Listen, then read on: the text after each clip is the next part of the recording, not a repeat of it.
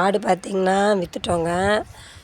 இன்னொரு 2 நாள் நம்ம கூட இருப்பாங்க. நாளைக்கு ஒரு நாள், இன்றைக்கி ஒரு நாள், நாளைக்கு ஒரு நாள். ஞாயிற்றுக்கிழமெல்லாம் நம்ம விற்றவங்கள அவங்களுக்கு எடுத்துகிட்டு போய் கொடுத்துடணும். இது நான் இப்போ பார்த்திங்கன்னா ஒரு 31க்கு விற்கிறேன்னா, நம்ம வாங்கினது ஒரு 9,000. 3 சொல்கிறேன் நான், குட்டி இல்லாமல் 9,000. ஒரு வருஷம் இதை நம்ம வச்சுருக்கோம். ஒரு வருஷத்துக்கு 31, 9 போயிடுச்சுன்னா எவ்வளோ இருக்குது? 22 தான் லாபம். ஒரு வருஷத்துக்கு 22,000த்துக்கு லாபன்றது நமக்கு அது வேஸ்ட்டு தான். அது வேஸ்ட்டு டைம். நம்ம அதை பார்த்துக்கிறது எல்லாமே நம்ம வளர்க்கணுன்னா ஒரு 10ஆவது இருக்கணுங்க. 10 இருந்து ஒரு வருஷத்துக்கு 10 வெளியே போகுதுன்னா, ஒன்று கைக்கு வருது, ஒன்று கைக்கு வருதுன்னா அது நமக்கு ஒரு லாபம்தான். ஆனால் இப்போ நம்ம 1 ஆடு 2 ஆடு அப்படி வளர்க்குறது வந்து வேஸ்ட்டு. இப்போ இதே பார்த்திங்கன்னா, இப்போ நம்ம இந்த ஆடுங்களை வச்சு இன்னும் கொஞ்சம் நாள் வச்சுருந்தோம்னா லாபம். இப்போ நான் இன்னும் கொஞ்ச நாள் வச்சுருந்தேன், இது உடனே பாருங்கள் இன்னும் ஒரு 6 மாதம், இப்போ அடுத்த மாதம் இது ஆகிடும். அதுக்கப்புறம் ஒரு 6 மாதம் தான் கடாயிங்க அதுக்கப்புறம் பார்த்திங்கன்னா இதுவும் சனியாகிடும். அது ஒன்று இருக்குது. இது 2வது சனிக்கு 2 குட்டி போடும். அந்த மாதிரி நம்ம ஆனால் அந்த ஒரு வருஷம் நமக்கு வேஸ்ட்டாக போனாலும் அடுத்தடுத்து நம்ம குட்டி வளர்ந்துட்டே இருக்கும். இப்போ ஒன்று வளர அதை நம்ம விற்றுட்டே இருக்கலாம். அதுவும் ஒரு லாபம் தான். ஆனால் நம்ம வாங்கி ஒரே வருஷத்தில் விற்கிறோம் அப்படின்னா இது கொஞ்சம் வந்து லாபம் இல்லை. நம்ம இதுக்காக டெய்லி பார்த்துக்குறோம். இதுக்காக பார்த்துக்கிறதுக்கு ஒரு ஆள் இருக்கணும். அதெல்லாம்ன்றது நமக்கு டைம் ரொம்ப வேஸ்ட் ஆகுது. போய் இலை எடுத்துகிட்டு வரணும், மறுபடியும் அதை பிரித்து விட்றது, கட்டுறது, எடுக்கிறது, மேய்க்கிறது, இது வந்து வேஸ்ட்டு. நிலம் இருக்குன்னா நம்ம அவுத்து விட்டோம்னா அது பாட்டு மேய்ஞ்சிட்டு வருது அப்படின்னா நமக்கு எதுவும் தெரியாது. ஆனால் இந்த மாதிரி நம்ம வீட்டில் வாங்கி வச்சு இந்த மாதிரி வளர்க்குறது வந்து டைம் வேஸ்ட்டு தான் எனக்கு தெரிஞ்சு. நானும் 2-3 வீடியோ போட்டிருப்பேன், 4-5 வீடியோ கூட போட்டிருப்பேன். ஆடு விற்க போகிறோம் அப்படின்னு சொல்லிட்டு. ஃபைனலாக இப்போ பார்த்திங்கன்னா இங்கே நம்ம ஊர் பக்கமே வந்து வாங்கிட்டாங்க குட்டி. என் அம்மா, அது ஒரு ஆடு, பாருங்க இது ஒரு கெடா ஆடு. 4 சேர்த்து 31 தான் போச்சு. சரி அவ்வளோதான் போகும்னு சொன்னாங்க, நமக்கு தெரியல. நானும் கேட்டாங்க, இதில் ஆல்ரெடி வீடியோ போட்டப்போ கேட்டாங்க என்ன ரேட்டு அப்படின்னு. நான் பார்த்திங்கன்னா 45 சொல்லியிருந்தேன்.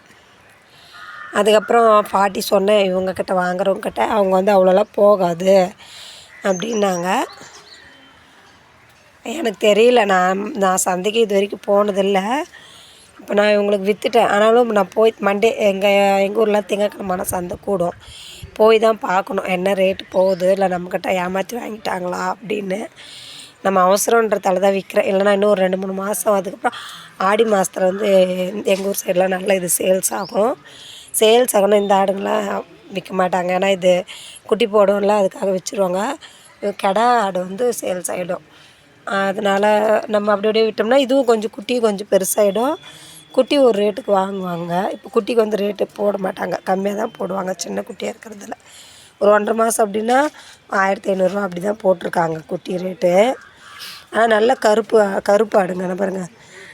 இந்த கெடா குட்டியுமே நல்லா கருன்னு இருக்குது. இந்த அம்மா பாரு தான் நல்லா, இந்த ஆடு வந்து ரொம்ப நல்லாவே வளர்ந்ததுங்க. அதே மாதிரி தான் அந்த குட்டியுமே வரும். இந்த கெடாவே ரொம்ப குட்டியாக இருந்தது, அது கூட இப்போ நல்லா தான் இருக்குது. இதில் இருக்கிறதுலே ரொம்ப இதுனா இந்த ஒரு ஆடு தான் கொஞ்சம் வெயிட் கூடி இருக்குது, ரொம்ப பெருசாகலை. அந்த ஒரு வருஷத்துக்கு ரொம்ப பெருசாகலை இந்த ஒரு ஆடு மட்டும். இது என்ன வகைன்னு எனக்கு தெரியல, இது ஒரு வகையான ஆடு போல். ஏன்னா பார்த்திங்கன்னா இது பொட்டாடுக்கு அது கொம்பு இருக்குது, அதுக்கு இல்லை. இது மொட்டை ஆடுன்னு சொல்கிறாங்க. அது எங்கள் ஊர் சைடில் அப்படி தான் சொல்லுவாங்க போல். குட்டி கப்புனே இருக்க மாட்டேங்கிறான், சரியான துருத்துன்னு ஓடணும். மண் எங்கே இருக்கா சாப்பிடலான்னு பார்க்குறான். நமக்கு பார்த்திங்கன்னா ரொம்ப கொஞ்சம் கஷ்டமாக தான் இருக்குது ஆடுங்க விற்கிறதுன்றது. ஏன்னா நான் ரொம்ப செல்லமாக பாசமாக வளர்த்துட்டேன். ஆல்ரெடி போட்டிருந்தேன் வீடியோவிலே. அழுக வருது, ஆனால் அழுகக்கூடாது. சரி நம்ம அவங்களும் வாங்கிட்டு போகிறவங்களும் நல்லா இருக்கணும், நம்ம அழுது ஒரு பொருளை கொடுக்கக்கூடாது அப்படின்னு சொல்லிட்டு நானே கண்ட்ரோல் பண்ணிக்கினேன். இப்போ நம்மளே வீட்டில் குழந்தைங்க வளருதுன்னா வெளியில் அனுப்பி தானே ஆகிறோம். அப்படி எதோ சொல்லி என்னை தேர்த்திக்கிட்டேன். சரி பார்க்கலாம், இவங்க நம்ம மட்டும் வச்சுருந்தா இன்னும் எப்படி பெருசாகி வளர்த்தாலும் விற்க தான் போகிறோம். இன்னும் கொஞ்சம் பெருசாகி இன்னும் கொஞ்சம் நாளாகினாலும் விற்க தான் போகிறோம்.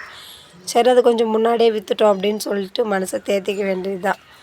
எனக்கு அந்த குட்டி குட்டி கொஞ்சம் செல்லமாக கொஞ்சம் இப்படி வளர்த்ததால அது எடுத்து அதை அழுதுட்டு அதை எங்கள் வீட்டுக்கு திட்டாரு, நான் அழுது எதுவும் விற்க தேவையில்ல, வளர்க்குறதா இருந்தால் நீயே வள அப்படி சொல்லிட்டாரு. சரி நம்ம அந்த நிலமையில பிள்ளை இப்போ நமக்கு ஒரு அர்ஜென்ட் எமர்ஜென்சியாக ஒரு அமௌண்ட்டு தேவைப்படுது, அதனால சரி விற்றுட்டோம். ஆனால் ஆடு சூப்பரான ஆடுங்க, வளர்க்குறவங்களுக்கு இந்த ஆடு ரொம்ப நல்லா ஆடுங்க.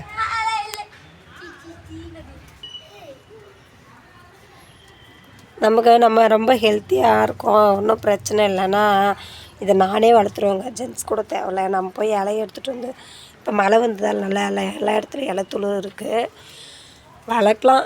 ஆனால் எனக்கு என்னென்னா பாசமாக வளர்த்துட்டு அப்படி ஒரு வியாபாரத்துக்குன்னு போகும்போது கஷ்டமாக இருக்குது, அதனால் நம்ம அப்படி வளர்க்க வேண்டாம், இதோட ஆடு வேண்டாம் அப்படின்னு முடிவு பண்ணிட்டேன். மறுபடியும் குட்டி ஏதாவது வாங்கி விடலாம் அப்படின்னாங்க, வேணாம். நம்ம அதை ஆடாக வளர்த்துருந்தோம்னா பிரச்சனை இல்லை, அது நம்ம கொஞ்சம் பாசம் கொடுத்து வளர்த்ததால கஷ்டமாக இருக்குல்ல, அது நம்மளை விட்டு போகிறது.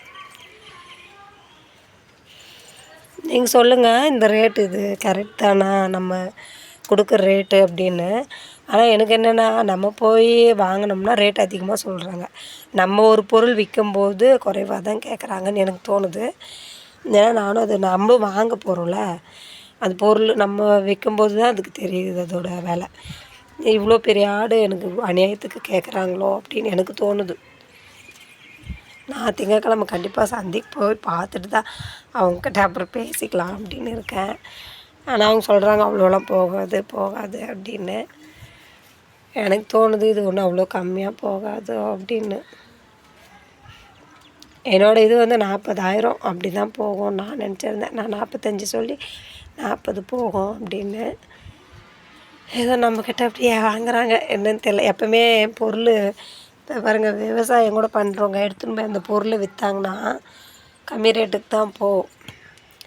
அதே நம்ம மார்க்கெட்டு ஒரு மார்க்கெட்டாக அப்படி தாண்ட பார்த்திங்கன்னா ரேட்டு கூட்டிகிட்டே போகும். நம்ம வாங்க போகும்போது பாருங்கள், அதை விவசாயம் பண்ணவரே விற்று போய் மறுபடியும் கடைக்கு போனாலும் அது ரேட் அதிகம்தான். கடைக்கு போனதுக்கப்புறம் ரேட் அதிகம்தான். அவர்கிட்ட இருந்து வாங்கினோம்னா கம்மியாக வாங்குவோம், கம்மியாக பேரம் பேசுவோம். அடுத்தடுத்து அது போகும்போது ரேட் அதிகமாக தான். இப்போ நம்ம இது அவங்கக்கிட்ட கொடுத்துட்டு இது சந்தையில் போய் நம்ம வாங்கினோம்னா ரேட் அதிகம்தான். நம்ம நேரடியாக வாங்குறவங்கக்கிட்ட கம்மியாக தான் வாங்குகிறாங்க. ஆனால் எனக்கு தெரிஞ்சு நேரடியாக வாங்குறவங்கக்கிட்டே கொஞ்சம் ரேட் கொடுத்து வாங்கினா நல்லாயிருக்கும் யூஸ் பண்ணுறவங்க. மற்றபடி நம்ம வியாபாரத்துக்குன்னும் போது அவங்க ரேட் வச்சு தான் விற்பாங்க. அதுதான் நம்ம எவ்வளோ கஷ்டப்பட்டு வளர்க்குறாங்க, எவ்வளோ கஷ்டப்பட்டு எதுவுமே ஒரு காய் ஆகட்டும் எதுவுமே ஆகட்டும் அது கொஞ்சம் ரேட்டு கொடுக்கலாம், தாராளமாக கொடுக்கலாம். உங்களுக்கு இது என்ன ரேட்டு இப்போ இவ்வளோ தான் போகும்னு உங்களுக்கு தெரிஞ்சால் கமெண்ட் பண்ணுங்கள். இது இவ்வளோ ரேட்டு போகாது இவ்வளோ தாங்க போகும் அப்படின்னா கமெண்ட் பண்ணுங்கள். காட்டுறேன் பாருங்கள் ஆடு.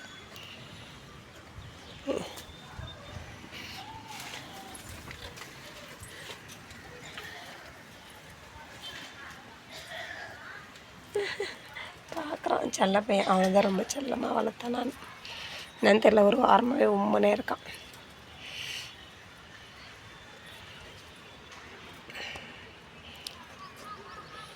உங்களுக்கு என்ன தோணுது இதோட ரேட்டுன்னு தெரிஞ்சால் கமெண்ட் பண்ணுங்கள்.